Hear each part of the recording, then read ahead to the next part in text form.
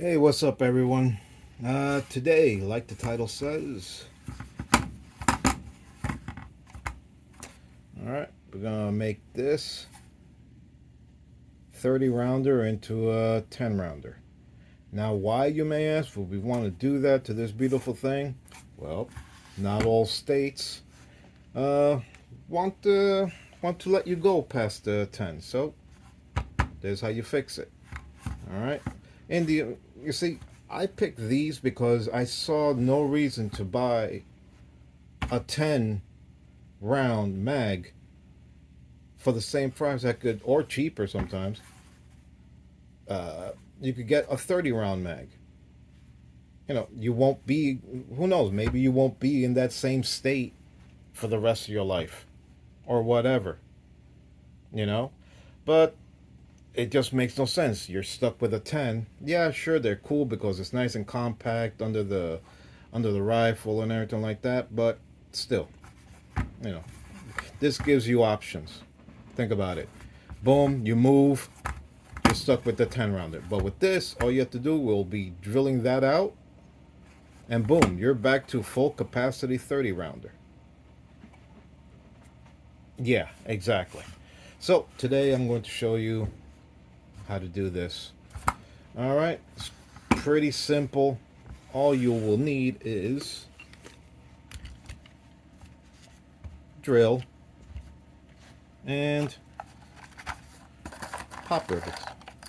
Boom, that's it. And of course, the machine to freaking do this with. Now, another reason to do it this way is a lot of FFLs, they'll either charge you between $8 to $25 per mag if you receive it. Like, let's say you bought a rifle, whatever, and it comes with 10 mags, and you bought it from another state that has unlimited. Well, when your FFL guy receives it, he's either going to give you only the 10 round mag, or he's going to do this. All right, he's going to rivet in there, so it's only a 10 round mag. But instead of paying $8 to $25 per, you could buy these nice and cheap with the window on the side. I'll get to why I chose the ones with the window on the side in a moment. And think about it. Let's say each one is like $9 because you got it on a sale. $9, and you bought, let's say, I don't know, 8 of them. 9 times 8, 72. That's $72, right? Now imagine, let's say with 9, that means that if you do the riveting and they charge you $9 per, and you get 8, so that's another $72. That's $154. $144. No, you ain't got money like that. So you could save that extra 72 by just getting, and you know what? Getting a pop rivet. Getting this. This will, you'll get your money back. Yes, I know you're spending it on this. You could use a regular drill. It doesn't have to be the cordless drill. You can save your money by just getting this, and you'll make your money back. Think about it. Let's do the math. Like I said, $72 per to get it riveted, to get it limited. How much are these things if you go to Harbor Freight or something like that? These don't cost a lot. And who knows? You might even use it in the future. At least you could use this in the future for something. Auto bodies, something. But it can be used. It's not just for this. You make your money back. A little bit of investment, but like I said, you make your money back in the long run. All right, so here we go. I'm going to show you what we're going to do. All right, and I'll show you how I came up with the right distance to do this, because you just can't pop it right in there because there is no 10 on here. It starts at 15 right there. Don't know if you could see it, but yeah, it starts at 15. So yeah, that's not going to give you a good number on where it's going to go. So here's how it goes. Let me pause this for a moment. All right, and I'm back. Don't think you actually even noticed. But let's see, is this the one with the rivet in it? No. All right. Well, can't show you now, but let me put a white background on here. Give me one moment.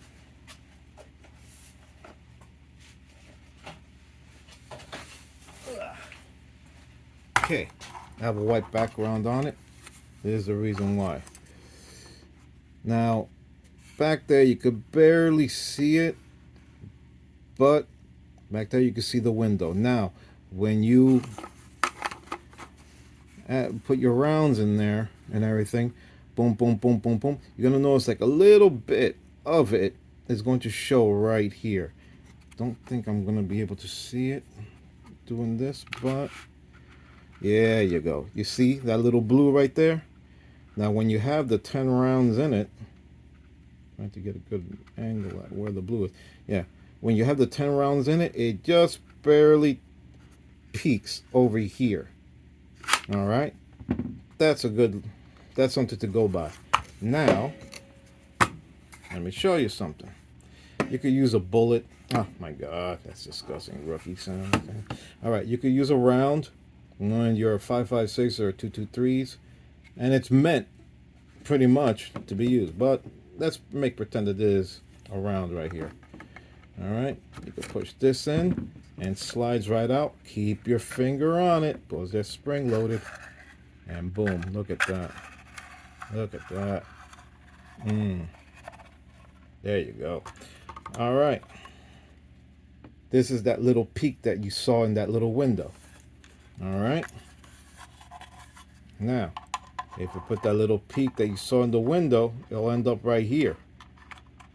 Okay? You won't be riveting here, but you'll be riveting here. Oops, sorry. Flipped it the wrong way.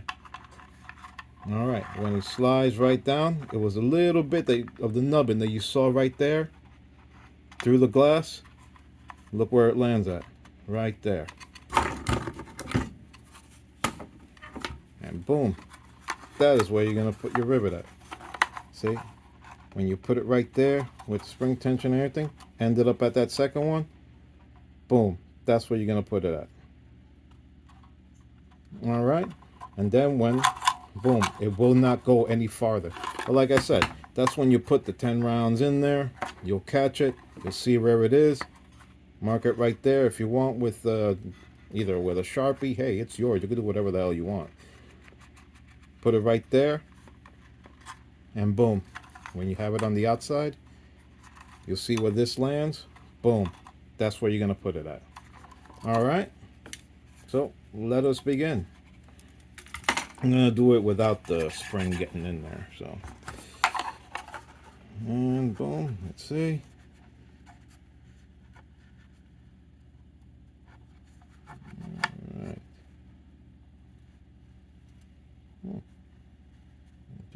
Right there.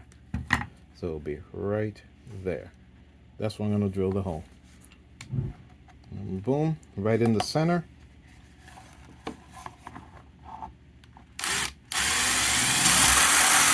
Ream it up a little bit. Just a little bit. Don't go too crazy, all right? Shake it off. Shake it off. And get one of these bad boys. It's even better when it's nice and tight like that. And boom. All right.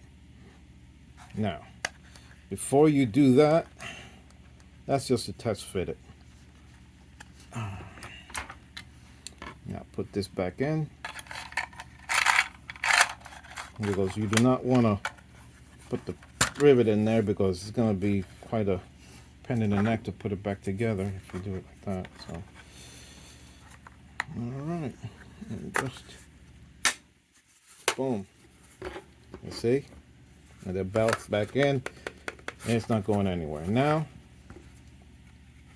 just push that in there. Then you get your handy dandy tool. Come on. Oh, wait, that's right. I had it from yesterday. There you go. and boom. If you want to know how a pop rivet works, you could do that on another video. But now this is a dated rivet machine, so you're gonna be here struggling with me for a moment.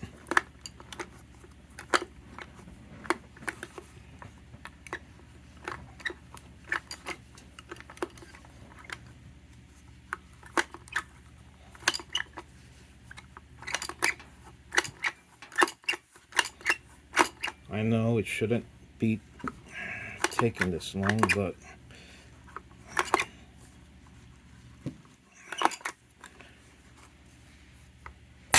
there we go.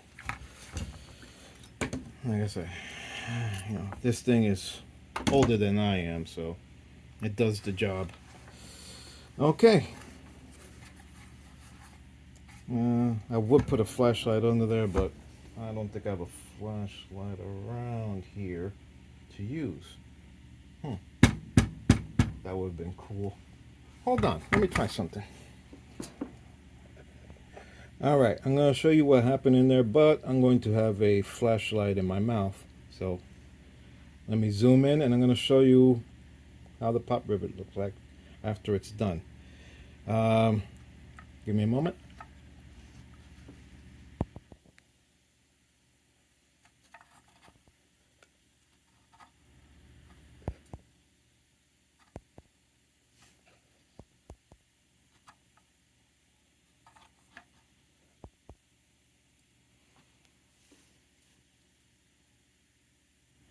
That's not doing it. Oh well. Oh well, yeah, kind of is. There it is. All right. See? Nice and fat and thick it got compared to how thin it was with this stupid thing, actually.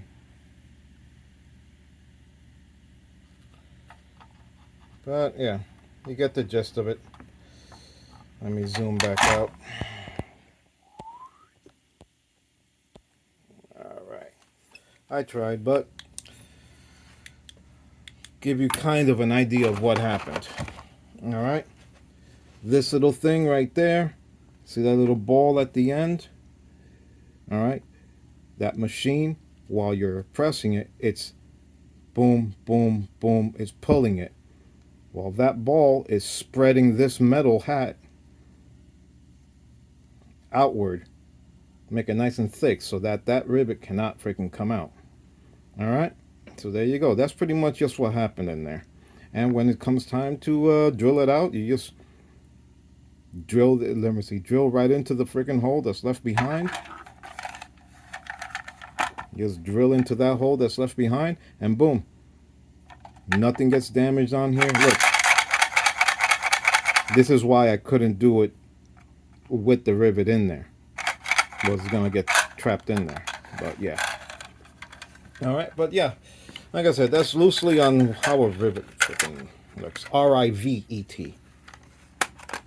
Okay, and then boom, and you just slide this thing back on there. It's really just as simple like that. And then, okay, and also as an added bonus, depending on the state that you're in, well, that's it. We're pretty much done with that. That holds 10 rounds in there. I left my ammo upstairs, so yeah. But yeah, boom, you just keep on. It goes to the point that you can't even put 11 in there. All right, so that's done there. Now,